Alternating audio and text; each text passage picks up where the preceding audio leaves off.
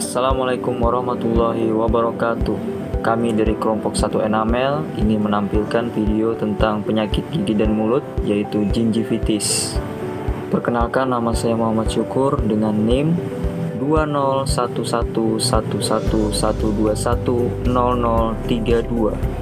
Perkenalkan, nama saya Sabita Aureanada, NIM 2011111320003. Nama saya Muhammad Wafi Ramadan dengan NIM 2011111210002. Saya Wafi Sinta Wardani dengan NIM 20111132002.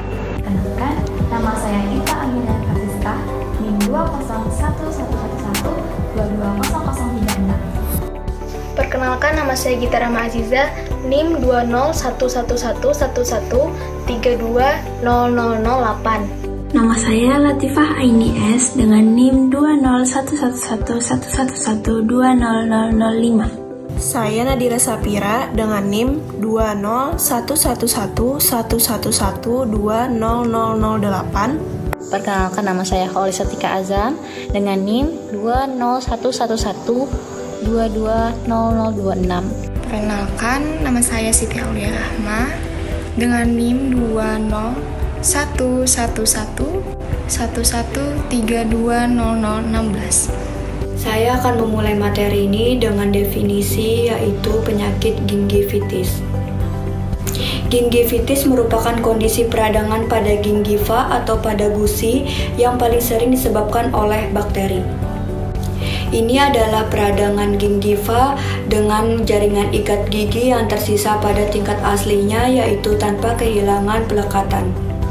Selanjutnya saya akan membahas tentang epidemiologi penyakit gingivitis. Berdasarkan riset Kesehatan Nasional, pada tahun 2007 dan 2013, presentasi penduduk yang mengalami gangguan gigi, yaitu penyakit gingivitis, mengalami kenaikan sebesar 2,5%, yaitu pada tahun 2007 sebesar 23,4% dan tahun 2013 yaitu 25,9%. Peningkatan tersebut juga sebanding dengan proporsi perempuan yang lebih banyak daripada laki-laki, yaitu meningkat sebanyak 2,8%. Pada tahun 2007, Provinsi Jawa Tengah merupakan salah satu provinsi yang memiliki angka prevalensi penyakit gigi dan mulut dengan angka yang melebihi angka nasional, yaitu angka nasional 23,4 dan Jawa Tengah adalah 25,8%, dan masih termasuk dalam provinsi dengan prevalensi tertinggi masalah gigi dan mulut pada tahun 2013, yakni 25,4%. Provinsi Jawa Tengah juga masih memiliki penurunan indeks DMFT sebesar 0,81, yang artinya masih terdapat satu kerusakan gigi penduduknya di rentan waktu tersebut. Selanjutnya akan dilanjutkan oleh teman saya, yaitu Wafik. Saya akan melanjutkan penjelasan epidemiologi gingivitis. Berdasarkan riset kesehatan dasar Provinsi Jawa Tengah tahun 2007 dan 2013, presentasi penduduk yang mempunyai masalah gigi dan mulut termasuk gingivitis di Kabupaten Brebes masih tinggi, yakni sebesar 25,8% pada tahun 2007 dan sebesar 21,8% pada tahun 2013. Kabupaten Brebes juga memiliki kasus tertinggi bayi dengan berat badan lahir rendah di Provinsi Jawa Tengah pada tahun 2013, yakni sebesar 17,2%, yang disusul oleh Kota Sragen, yakni 16,1%, dan Kota Surakarta, yaitu 15%. Menurut penelitian dilakukan Teknonigrium 2009 di Rumah Sakit Dr. Karyadi, Semarang, menyatakan bahwa gingivitis pada ibu hamil mempunyai faktor risiko bayi dengan berat badan lahir rendah sebesar 8,75 kali dibanding dengan ibu yang tidak mengalami gingivitis. Sumber yang kami ambil dari Jurnal Kesehatan Masyarakat Hindia. Baiklah, kali ini saya akan melanjutkan. Saya akan membahas mengenai etiologi dari penyakit gingivitis. Apa sih yang menyebabkan penyakit gingivitis itu? Jadi, terdapat dua faktor kenapa penyakit gingivitis ini terjadi, yaitu yang pertama adalah faktor lokal dan yang kedua adalah faktor sistematik. Faktor lokal itu berupa kalkulus, plak, karies, impaksi makanan, restorasi yang berlebih. Sedangkan faktor sistemiknya adalah berupa faktor asupan nutrisi, genetik, hematologi atau penyakit darah, hormonal, dan obat-obatan tertentu. Patofisiologi gingivitis disebabkan oleh produk-produk bakteri yang menghasilkan toksin, enzim, dan produk-produk lain yang menginvasi jaringan gingiva melalui epitel sulcus gingiva. Gingivitis ditandai dengan berbagai perubahan yang terjadi pada gingiva seperti warna kemerahan, pembengkakan, dan pendarahan dalam berbagai tingkatan. Ada hubungan yang sangat kuat antara akumulasi plak pada gingiva dengan terjadinya gingivitis. Saya akan menjelaskan tentang pencegahan penyakit gingivitis atau radang gusi. Yang pertama, rajin gosok gigi minimal 2 kali sehari pada pagi dan malam dengan teknik yang tepat.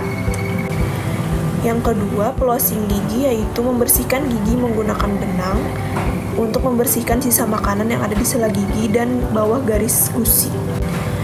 Yang ketiga, berhenti merokok, karena orang yang merokok 7 kali berisiko terkena penyakit gusi. Yang keempat, makan makanan yang bernutrisi, karena nutrisi dapat menjaga kekebalan tubuh kita sehingga lebih efektif untuk melawan bakteri yang menyebabkan penyakit gingivitis. Yang terakhir yaitu rutin periksa ke dokter gigi. Dengan adanya dokter gigi yang selalu memantau kesehatan gigi dan mulut kita, dan jika ada masalah pada gusi, dokter dapat menanganinya dengan cepat. Ya, dan materi terakhir merupakan prognosis. Apa itu prognosis? Prognosis adalah dalam Kamus KBBI Bahasa Indonesia menyatakan bahwa prognosis adalah ramalan tentang peristiwa yang akan terjadi, khususnya yang berhubungan dengan penyakit atau kesembuhan setelah operasi. Itu dapat diartikan apakah setelah operasi berlangsung penyakit pasien akan sembuh, akan pulih, atau akan terjadi pembengkakan ataupun hal-hal yang tidak diinginkan dengan adanya operasi tersebut. Apakah ada efek samping atau ada nilai plus dari tindakan klinis tersebut. Sedangkan prognosis dalam gingivitis sendiri salah satunya adalah pada kasus gingivitis kronis, jika tidak ditangani dengan cepat dan tepat, maka akan dapat berakibat kehilangan gigi. Materi selengkapnya akan disebutkan oleh teman saya, Aulia. Di sini saya ingin melanjutkan materi yang telah disampaikan oleh teman saya yang bernama Atika. Gimana sih cara mencegah gingivitis? Dan apa gingivitis itu? Gingivitis yaitu suatu bentuk penyakit gusi yang dimana di daerah gusi mengalami peradangan. Jika gingivitis tidak ditangani dengan cepat dan tepat, maka akan menyebabkan gusi berdarah dan bahkan bisa menyebabkan pembengkakan. Gejala gingivitis yaitu gusi lunak, kemerahan di sekitar gigi, dan ada juga yang sudah parah yaitu mengalami pembengkakan. Sekian video mengenai penyakit gigi dan mulut yaitu gingivitis dari kelompok kami. Salah hilap mohon maaf. Wassalamualaikum warahmatullahi wabarakatuh.